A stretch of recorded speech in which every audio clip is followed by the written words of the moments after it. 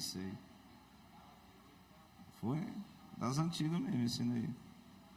Cantora Shirley Cavalhais tem mais de 40 anos de ministério, né? Glória a Deus. Tudo bem, né? Tudo bem, Vitória, com teu pai? Glória a Deus. É outra Vitória ali, ela não ouviu não. Glória a Deus. Irmãos, o nosso irmão Diácono Miquel fez uma leitura no texto de segundo livro do Samuel, o capítulo 23. Louvado seja Deus. Vocês já ouviram algumas pregações, alguma mensagem sobre os valentes de Davi? São muitos, né? São em torno de 37, né? Tinha até um valente lá que, felizmente, o Davi não foi fiel ao casal, traiu, né? Urias era um dos valentes de Davi. Esses valentes, vocês vão perceber que Davi ele foi excomungado da nação, né? Por parte de Saul. E eu li aqui no 22 de 1 Samuel que ele ajuntou para si homens de diversas situações que ele vivia. E essa mensagem é interessante, que às vezes a gente olha assim para algumas pessoas, né? A gente diz assim, pode vir alguma coisa boa daquela pessoa? Não é não? Trabalhoso, cheio de manias, estopim curto e outros defeitos. Aí Davi ele conseguiu, conversando direitinho com aqueles homens, e ele foi ali liderando, pois esses homens, Davi ele de perseguição ele foi sendo trabalhado, né? Foi sendo trabalhado e até que ele chegou ao reinado lá em Hebrom. Passou 7 anos e 6 meses reinando em Hebrom. Quando Saul morre, então ele assume todo Israel. Então o escritor ele vai narrar muitos nomes de atos heróicos, né? Benaia e outros mais, Eliezer. Mas eu quero me deter hoje para falar com vocês sobre o Samar. O Samar está no versículo 11 e 12 do 2 Samuel 23. Todos encontraram? Glória a Deus. Então a história desses valentes foram homens que trabalharam, que ajudaram Davi.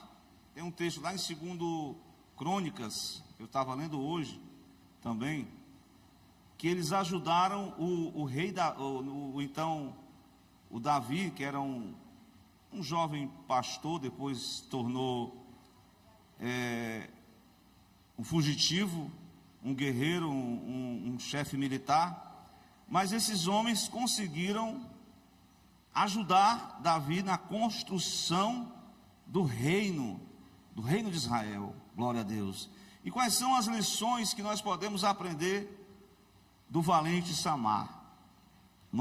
Algumas traduções pode chamar Sama, mas nós vamos usar o Samar mesmo, não é certo? Glória a Deus. O Samar, ele foi um dos 37 valentes do Davi. E com a história desse pessoal, nós vamos perceber que a igreja, né, tem lições que a gente pode extrair do Velho Testamento, porque o próprio Paulo falou isso em 1 Coríntios capítulo 10, né? Que o que aconteceu serve de lições para os dias atuais. E é verdade, glória a Deus.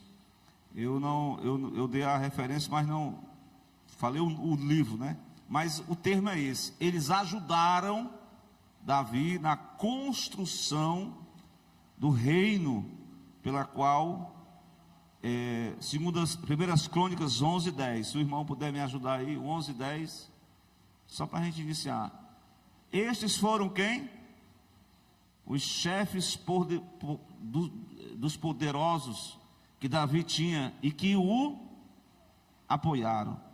Então eu quero dizer diante dos irmãos que a liderança, ela precisa de apoio, viu, irmã Léa?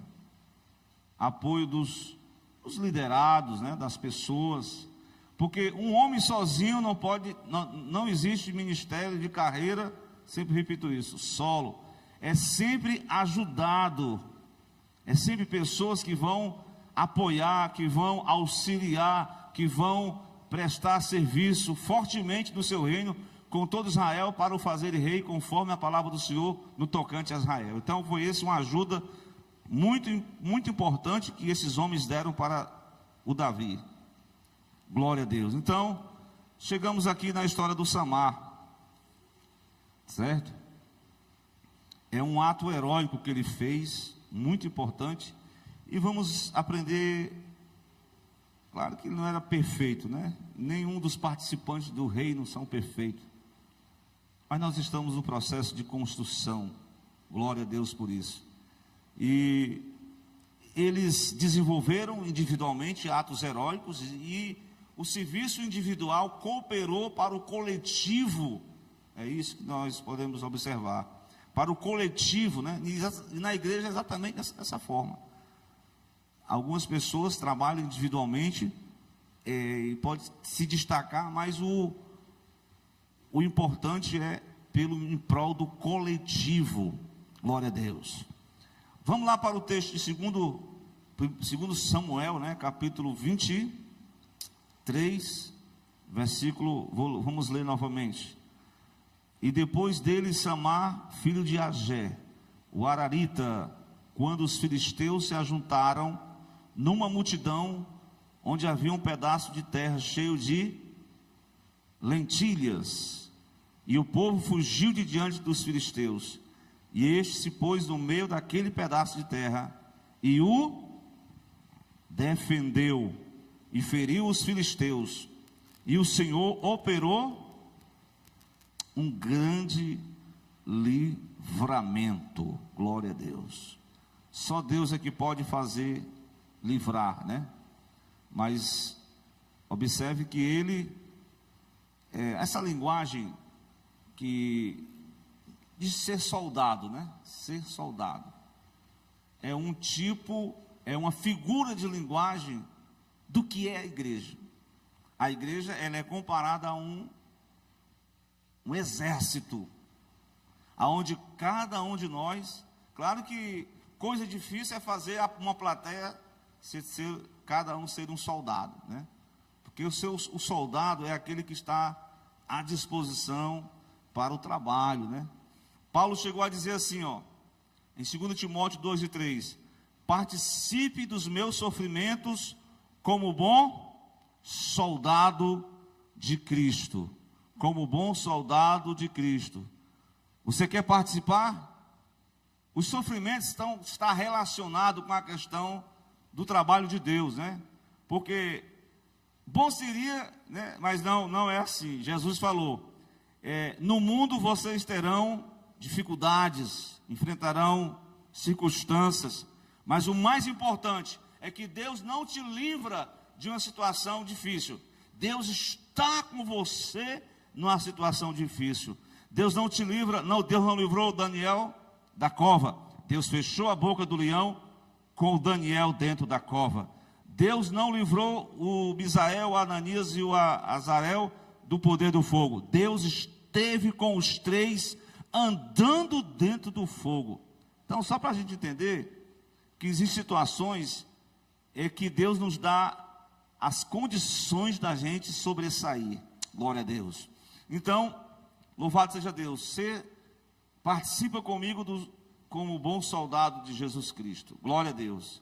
Paulo chegou a dizer também em 1 Timóteo 6:12, que milita, pois, ou em outras traduções, combate o bom combate da fé. Toma posse da vida eterna, para a qual também foste chamado, tendo já feito uma boa confissão diante de muitas testemunhas. Então, quem está disposto a ser um militante, não da causa política, mas um militante da causa de Cristo. Glória a Deus. Quem quer ser um militante da causa de Cristo? Essa é a proposta do ser soldado, de fazer parte do exército de Deus, aqui na terra, a igreja do Senhor. Glória a Deus. Então Samar foi aquela pessoa que se tornou um homem sem valor e que se encaixou, se tornou um grande guerreiro, um valente, um homem que fazia parte do exército de Davi, fazia parte do pelotão especial. Na verdade, né? Eu lembrei que dele aqui, que no exército, no quartel tem as companhias, no caso da infantaria, tem as companhias, e dentro das companhias tem os pelotões. E entre os pelotões tem o pelotão especial. Então esses 37 faziam parte desse pelotão especial. É quando o próprio Davi enfrentou lá na frente uma perseguição ferrenha, o próprio filho se levantou contra ele. Quem estava do lado de Davi? O pelotão especial. Eram leais ao líder, não abandonaram Davi. Nas horas difíceis que ele passou na conquista, quando ele enfrentou o baque contra o próprio filho Absalão, mas os valentes estavam ali do lado do Davi. Glória a Deus. E isso nos traz uma ilustração, uma lição de vida para mim e para você que está aqui nessa noite. Que nós possamos fazer, como eu falei, ser um soldado de Cristo, é fazer parte de uma guerra. Mas a nossa guerra aqui não é carnal, é Efésios 6 e 12, né? Paulo diz, não temos que lutar contra quem? Contra carne e sangue. A nossa luta é contra os principados, poderes das trevas. É uma pena que muitas das vezes, às vezes a gente confunde, a gente pensa que o nosso inimigo é o irmão, é a irmã, é a mulher, é o marido. O nosso inimigo é o irmão que está falando mal de mim. Misericórdia. Tudo faz parte de uma guerra espiritual. E nós precisamos estar ligados, como diz um certo hino, né? Um hino antigo, mas é um corinho, né? Que o nosso general é Cristo, seguindo os seus passos, avante. Ou o hino da harpa cristã, né? Na batalha contra o mal, ser valente.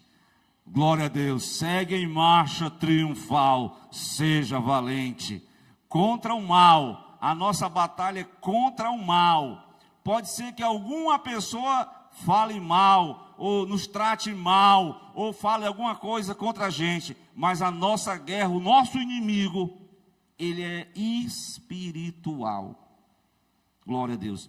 Por isso que Paulo diz, como bom militante, como bom soldado de Cristo, nós temos que fazer o que em relação à guerra? Se revestir de toda a armadura de Deus. Como é que está as armaduras aí, irmão? Ei, pastor, eu encostei a fé. Eu nunca mais me peguei nem na espada. Irmão, tem um valente aqui, o cabra era tão invocado, que a espada não saiu da mão dele. O nome dele é Eleazar, filho de Dodô. No versículo 9, eu acho que é isso aí, ou 10. Ele se levantou para ferir os filisteus até lhe cansar a mão. E ficou com a mão pegada à espada. Acho que deu foi tanta cãibra que a mão ficou colada na espada. Isso tem uma ilustração, né, não? Como é que está a arma do soldado aí? Pastor, faz tempo que eu não pego nessa arma. Estou precisando voltar a ler. Estou com um problema de visão. Eu tenho um problema, eu estou bonzinho. Quando eu pego a Bíblia, me dá logo sono. Não é não? Faça como Eleazar, filho de Dodô. Não solte a espada. Como lá no campo. Não solta o fuzil, soldado. É a tua arma. Pega a espada. Pastor, então eu tenho que pegar uma espada, uma faca e sair cortando todo mundo? Não é assim não, irmão. Isso é espiritual, irmão. A espada é a palavra. A guerra que Eleazar enfrentou, a guerra que Samar enfrentou, a guerra que Davi enfrentou, era uma guerra física. Mas a nossa guerra não é no plano físico. As armas da nossa milícia não são carnais. Sei que tem alguns irmãos que têm a defesa, né, que defender de usar arma, né? Isso já é uma opinião de cada um. Mas nós estamos falando da arma espiritual, tá certo? E que o crente tem que estar com as armas espirituais. Meus irmãos, repare bem, na última mensagem que foi pregado aqui no domingo, não sei se vocês lembram, vocês estavam aqui, né? Vocês estavam aqui, não estavam? Quando o Senhor ressuscitou Lázaro, o que foi que aconteceu? Houve uma reunião dos inimigos de Jesus, não foi? Fariseu, eu ia falar Jebuseu, mas não, é fariseu, saduceu, toda a religião se juntou, um conselho.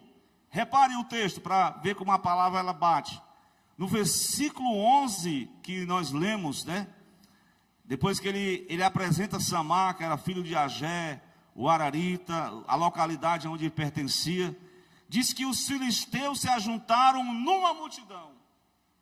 Ou seja, os inimigos aqui, os filisteus, eles estão ali em momento de atacar, glória a Deus, e Davi estava ali com os seus valentes, com o seu exército, louvado seja Deus. Então eles estavam juntos. É uma preocupação, irmão, essa questão quando os inimigos estão se macomunando para tentar derrubar uma pessoa. Por isso que Jesus disse: vigiai e orai.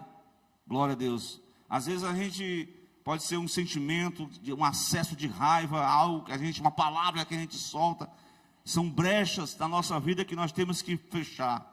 Temos que tampar as brechas espirituais, para que o inimigo não venha de uma forma ou de outra, está ali pronto, né? É igual uma serpente, né? Que ela dá o bote na hora certa. Interessante é que, note bem, no versículo 11, o versículo 11, né? Como eu afirmei, os filisteus estão se reunidos, né? Mas agora, além da questão dos filisteus, o texto vai dizer que havia ali um pedaço de terra cheio de um campo de lentilhas. Até perguntei a Leia hoje se uma vez ela comprou é um legume, né? Tipo um feijão, né? Ervilha. E a lentilha, né? Estava vendo uns vídeos aí sobre a questão da saúde, né? Tem muitos benefícios, né? Mas acredito que o nosso personagem aqui da mensagem, o Samar, ele viu que os inimigos, eles não chegaram para atacar o campo da lentilha quando estavam plantando. Não chegou não, quando estava plantando ninguém ia querer. Ou então, no começo ali, ou no desenvolvimento, não. Ele chegou para atacar na hora em que o campo estava cheio de lentilhas. Ou seja, aonde estava frutificando. Então, essa questão do campo de lentilha, você vai pegar muito bem o que representa para nós o campo de lentilhas. Glória a Deus. É algo que pertence a nós, né? Esse campo de lentilha, glória a Deus, ali era um pedaço de terra, era algo físico, mas ele pode representar um bem familiar, a nossa família, né? Glória a Deus, a própria igreja, né? A nossa fé, nós temos que estar na fé em Jesus. Então, representa algo valioso e que o inimigo tenta de uma forma ou de outra roubar, destruir, arrancar, dizimar, tirar da nossa posse. Glória a Deus. Então, esse campo de lentilha, é interessante que o Samar, quando ele percebeu a reunião dos filisteus, ao invés, o Samar, ele ficou no meio do campo. Repare o texto. Diante desse desafio, né, ele era um soldado, ele era um valente, ele era um homem esforçado, era um homem que estava ajudando ali na obra com Davi. Mas ele, diante do desafio, ele permaneceu no meio do campo de lentilhas. Samar mostrou uma característica muito importante que todos nós, como liderados, precisamos desenvolver. Que característica é essa? Ele permaneceu ao lado do líder, ele permaneceu na lealdade. Há muitas pessoas, como Paulo enfrentou, muitos desleais. Paulo chegou a dizer: olha, fulano de tal foi para tal lugar. O fulano e o ciclano e o beltrano nos abandonaram. O outro amou o presente século. Só Lucas está comigo. Traz também a capa, faz também uma visita. Ou seja, muitos foram desleais ao apóstolo Paulo. Como Samar, nessa passagem, ele permaneceu, olha, independente de que alguém estava vendo, independente da situação que alguém filmou, naquele tempo não tinha, claro, ou que alguém falou, o Samar ali está se destacando. Não, ele voluntariamente permaneceu leal a Davi, no meio do campo de lentilhas. Louvado seja Deus. Repare que no versículo que eu li, o versículo 12, ele se pôs no meio daquele pedaço de terra. Glória a Deus. Ele se comportou de forma, é uma atitude que nós devemos assumir. Glória a Deus. Nós não podemos ficar observando, nós temos que assumir uma postura. E essa postura é exatamente, todo mundo fugiu. Muita gente fugiu, viu, irmão? Olha aí o texto. Muita gente fugiu. Quando o negócio pega, quando a situação fica grave, muita gente abandona o barco. Muita gente abandonou o campo de lentilhas. Muita gente deixou o líder para trás. Deixou aquela obra que ele estava fazendo para trás. Deixou o trabalho. E aqui nós vamos encontrar um exemplo de lealdade de uma pessoa que não foge. Muitos fugiram, mas ele permaneceu. Glória a Deus, Essa questão da fuga, Por que as pessoas têm fugido das responsabilidades? Por que, irmão Diácono Miqueias? Porque é muito pesado. Esse negócio de guerra espiritual, não quero estar envolvido. Eu me estresso. E desde quando que a obra de Deus não vai ter sempre as contradições? Sim. Jesus não prometeu para a gente um mar de rosas. Ele disse que nós teríamos aflições no dia a dia, mas uma coisa é certa, ele diz: eu estarei convosco todos os dias. Então, se você está com medo de se comprometer com o Evangelho, você está com medo de se comprometer com Cristo, você está com medo de se comprometer com a verdade, com a graça de Deus, olha, pare com isso. Está na hora de você tomar uma postura, tomar uma atitude, glória a Deus. Está na hora de você vir para o meio, vem para o centro da vontade de Deus, vem para o propósito que Deus tem na tua vida. Deus conta com você, amém? Deus conta com cada um de nós, mesmo com os nossas imperfeições, mas Deus pode usar a cada pessoa. Mas o importante é que Samar permaneceu no meio, enquanto outros fugiram. Eu lembrei do João Marcos, o escritor. Acredito que foi ele. Quando prenderam Jesus, aí tinha um rapaz todo enrolado lá no lençol. Quando agarraram ele sabe, correndo, fugiu. Aí foi uma fuga. Eu lembrei também do profeta que foi chamado para pregar lá numa cidade. E o que ele fez? Fugiu. Como é o nome do profeta? O profeta que desce, ele vai só descendo, Desce a Jope, cidade ali, desce ao navio, desce ao porão, desce às águas do mar, desce ao ventre do grande peixe. Foi só a pessoa que tenta, e a Bíblia diz: como poderíamos fugir diante da presença de Deus? Jamais. Deus conhece todos os pormenores da nossa vida. Ninguém se esconde do Altíssimo, amém? Glória a Deus. Ninguém se esconde de Deus. Se esses homens que se esconderam, é porque eles ficaram com medo, Não quiseram enfrentar o problema de frente. Mas aqui tem um exemplo de lealdade, de pessoa firme, Outra lição que eu quero falar, além dessas que nós temos aqui argumentado com os irmãos, falando sobre a necessidade da gente se posicionar como pessoas leais à liderança, além da questão de Deus estar envolvido na guerra, Deus ser um soldado do Senhor Jesus, um soldado de Cristo.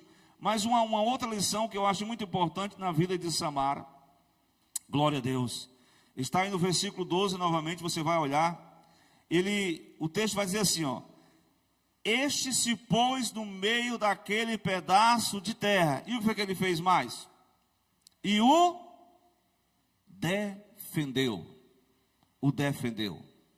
aqui está, o Samar estava determinado, glória a Deus, o Samar, ele não queria desistir da sua missão. E aqui nós vamos encontrar uma outra coisa sobre a questão de pequenos começos. O pessoal começa, para esse ano eu vou entrar para valer. Esse ano eu não vou fugir da escola bíblica dominical. Eu vou estar no meio do meu campo de lentilhas, que é a IEBD. Glória a Deus. Este ano eu vou fazer um propósito com Jesus de oração e de jejum. Eu vou viver menos redes sociais. Eu vou fazer um propósito de consagração. Esse ano eu vou começar a ler a Bíblia. Esse ano, glória a Deus, eu vou visitar os meus parentes que eu nunca mais vi. Serve para mim, glória a Deus. Esse ano eu vou tentar eliminar alguns excessos da minha vida, do meu corpo principalmente. Os irmãos entenderam? Eliminar os excessos. Entendeu, né? Entendeu, né, Thalita? Esse ano eu vou começar minhas caminhadas. Eu vou começar para valer. Esse ano, irmã Vilani, eu não vou sair do meio, eu vou vir para o campo de lentilhas do círculo de oração.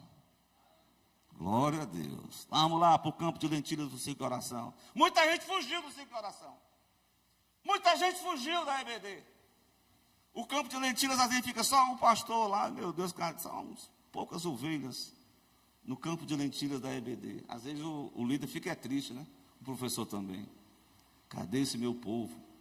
Fugiu do campo de lentilhas da EBD. Mas o Samar defendeu. O Samar perseverou. O Samar lutou sem desistir.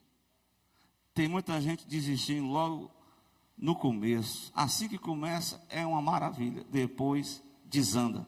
Parece aqueles cursos, né? A pessoa, cara, primeiro dia de sala de aula, lotado. Quando vem os desafios, quando vem os contratempos, quando vem o temporal, as dificuldades, as pessoas são levadas a desistir. Mas aqui está um exemplo de uma pessoa que lutou, que defendeu. Esse defender aqui tem tudo a ver com a questão, a defesa da fé, nós estamos estudando sobre isso, a defesa da família, a defesa, a perseverança em um alvo, em um objetivo que eu e você precisamos fazer como Samar. Está ali no meio daquele campo de lentilhas, defendeu contra os filisteus. Glória a Deus. Eu quero perguntar nessa noite, você está disposto a continuar sem voltar atrás? Amém? Você está disposto a continuar sem voltar atrás? Você não vai voltar atrás, você vai continuar, você vai perseverar, você vai estar no meio do campo de lentilhas. E de forma simbólica eu estou falando aqui, o campo de lentilha é algo importante que você deve valorizar, algo importante que você deve fazer, algo importante que você deve defender, algo importante que deve haver a manutenção. A manutenção. Amém? Glória a Deus. Está disposto mesmo? Estamos dispostos mesmo, irmão? Mas agora eu quero me avançar um pouco. Falei aqui sobre essa questão da perseverança. Mas observe que o texto vai falar que ele matou, né? Que ali é no cenário de guerra. Ninguém vai matar ninguém aqui, não. Tá certo? Ninguém vai, nem espiritualmente, porque o matar, que a Bíblia fala no Novo Testamento, envolve até a questão sem o lado físico, né? Porque a Bíblia diz que quando você coloca, não se ponha o sol sobre a vossa ira. Fatalmente, se o sol se pôr e a ira permanecer, e você começar a alimentar algo contra alguém, você no coração já comete um homicídio. Isso é bíblico, né? É o Evangelho de Mateus, depois as cartas de João. Mas a parte que lhe foi conferida, a outra lição é esta: ele estava determinado a cumprir a parte que lhe competia, a parte que lhe compete. Ele fez a parte dele. O Senhor, eu vou estar aqui, porque der e vier. Venha, como a irmã cantou no começo do ano, querida, venha o que vier. Eu vou estar aqui no meio do campo de lentilha. Os filisteus estão se aproximando. Eu vou lutar aqui bravamente, mas eu vou fazer a minha parte. Mas vai chegar um momento que eu não vou aguentar. Vai chegar um momento que eu não vou suportar. Mas Deus fará a sua parte. Glória a Deus.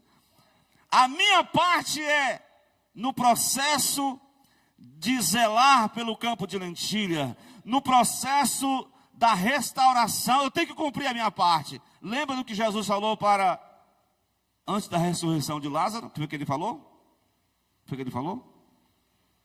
Tira a pedra. Mas Jesus não podia, mas Jesus não podia dar só um toque lá e a pedra ia ser removida? Sim ou não? Mas a parte que os homens têm que fazer, faça a sua parte. Faça a sua parte. O milagre da ressurreição é a parte de Deus. Samar cumpriu a sua parte. Ele lutou, ele perseverou, ele estava determinado. Ele não abandonou o campo de lentilhas. Ele não abandonou a sua lealdade, o seu compromisso como um valente de Davi. Glória a Deus. E agora, no final de tudo, por fim, né, se nós aqui estivermos aqui ouvindo essa mensagem e aprendermos com Samar a termos um espírito voluntário, a sermos engajados na guerra contra o mal, a permanecermos no nosso lugar sem desistir e cumprir a nossa parte, sabe o que vai acontecer? No finalzinho do versículo 12, o Senhor, irmã Vilani, o Senhor operou um grande livramento. Oh, glória a Deus. O Senhor operou um grande livramento. Aqui está a mensagem de Deus para nós. O Senhor viu o esforço de Samar, viu o engajamento daquele homem, viu as suas limitações, apesar de ser um homem da guerra, apesar de ser um homem acostumado na batalha, mas tem coisa que só Deus faz. Então, por isso que Deus conta com cada um de nós. Eu posso dizer que aqui essa igreja é o nosso campo de lentilhas, viu, irmão Miqueias? A congregação é o nosso campo de lentilha. É o nosso lugar onde nós vamos assumir um compromisso com Deus. Não é somente com a liderança local, mas o compromisso é com o general dos generais, o Senhor dos exércitos, Yahvé Sabaô. Ele alista pessoas para a batalha, para a guerra. Glória a Deus. Mas é preciso a gente copiar o exemplo de Samar. E nesta noite nós possamos ficar nessa dependência com Deus. Porque a parte que lhe foi conferida, Samar assim o fez. Ele defendeu o seu campo, ele esteve ali determinado a defender. E nós, como servos de Deus, que estamos hoje em uma lida, em uma batalha, irmãos, todos nós estamos numa guerra, amém? A guerra aqui é travada, é uma guerra na mente. O adversário, ele quer manipular as mentes dos homens e das mulheres, e nós precisamos, como diz o apóstolo, levar a cativo todo o pensamento a Cristo. Glória a Deus. Precisamos se armar das armas de Deus. Louvado seja Deus. E certamente o exemplo deste homem fica aqui, né, um exemplo de atitude correta, né? Atitude de valentia espiritual. A nossa valentia aqui, ser valente, como diz o hino 225, não é ser valente no braço, né, irmã? Não é ser valente na carne, não é ser valente na língua. Tem gente que é valente na língua. Se vier comigo quente, eu vou fervendo. Meu Deus do céu, é uma valentia só. Comigo é assim, eu não tenho papo na língua. É um valente na língua. É que diz as coisas, o que vem à cabeça. Então, não é essa forma que Deus quer usar os seus valentes.